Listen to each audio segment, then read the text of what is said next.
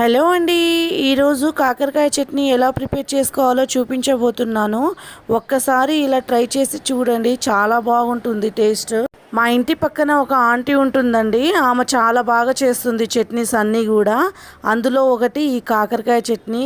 పక్కా కొలతలతో ఎలా చేయాలి, ఎలా ప్రిపేర్ చేసుకోవాలి అనేది నా ఛానల్లో నేను లింక్ ఇస్తానండి కింద, వీడియో కింద. ఒకసారి తప్పకుండా చూసి మీరు ట్రై చేయండి. మీకు ఎలా వచ్చిందో నాకు కామెంట్ చేయడం మాత్రం అస్సలు మర్చిపోవద్దు. ఈ కాకరకాయ నిల్వ పచ్చడి ఒక్కసారి పెట్టారంటే 6 నెలలతో పాటు సంవత్సరం దాకా ఫ్రెష్గా ఉంటుందండి.